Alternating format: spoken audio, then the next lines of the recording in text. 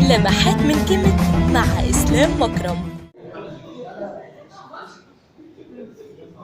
طب على فكره شفتشي غير المعنى اللي بنستعمل حاجه شفتشي بمعنى ايه بقى رقصات مش عارف ايه، لا مش كده خالص. شفتشي يعني جواهر.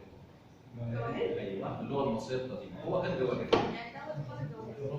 يعني زي ما تقولي عبد الحميد النجار بيشتغل نجار، عبد البواب ده يوحنا الشفتشي يعني يوحنا الجواهر.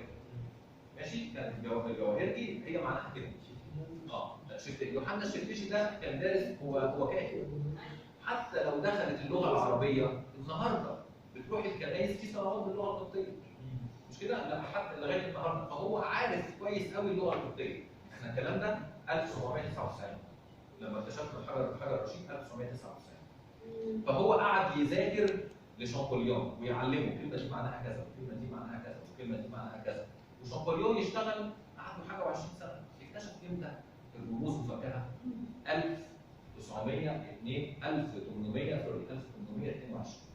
لذلك احنا السنه دي 2022 مرور ب 100 سنه. بقى له من 200 سنه بالظبط، يعني حاجه و20 سنه هو ويوحنا الشفتشي بيشتغل ويترجمه. ايه المشكله الكبيره اللي قابلتنا؟ ان انت اما هاجي اترجم ان احنا ما احناش عارفين الجمله تبدا فين وتخلص فين، ولا الكلمه تبدا فين وتخلص فين. ايه الحاجه الوحيده اللي ليها اول من اخر؟ الخرطوش. هو الكهنه باعتين الجواب ده لمين؟ لبطليموس الخامس. فجوه الخرطوش في بطليموس وفي خرطوش ثانيه مكتوب فيه كليوباترا. كليوباترا هي واحده من نفس الاسره.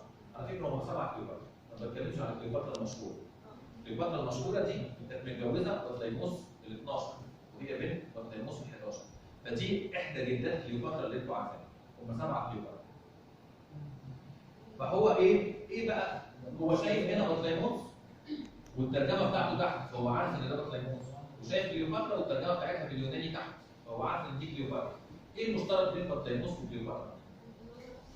لا، المشترك في الحروف.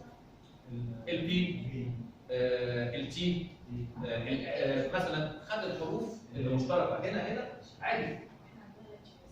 اتفضل. استراتيجية حكم الشعب، لان ديموس باليوناني يعني الشعب، فالديموتيفي هو الكتابه اللي بيستعملها الشعب. لكن لما اجي اتكلم نفس النطق هي نفس اللغه. اللغه العربيه هي نفس اللغه، كتبتها بالكوفي ولا كتبتها بالرقعه ولا بالنسب، هي نفس اللغه. امتى بقى اللغه دي اختفت؟ لما اتطورت قوي ووصلت الرموز بتاعت اللغه لالافات الرموز، بقى صعب قوي ان انا اعلم الناس. ودخلوا الاغريق. الاغريق جم امتى؟ 3332 قبل الميلاد.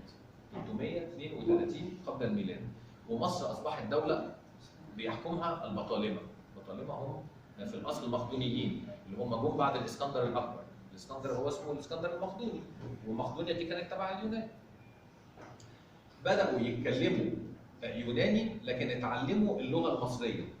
مش قادرين يتعلموا 1000-2000 رمز عشان اكتب بالحروف الهيروغليفي او الهيراتيقي او الديموتيقي، فبقوا يكتبوا بالحروف اليوناني. يعني دي بقى اسمها اللغه القبطيه. ايه هي اللغه القبطيه؟ حد يقول لي بقى؟ انا قلتها دلوقتي. اعمل متابعة ولايك وشير واعمل انفايت لكل اصحابك. كلمة اصل كل شيء.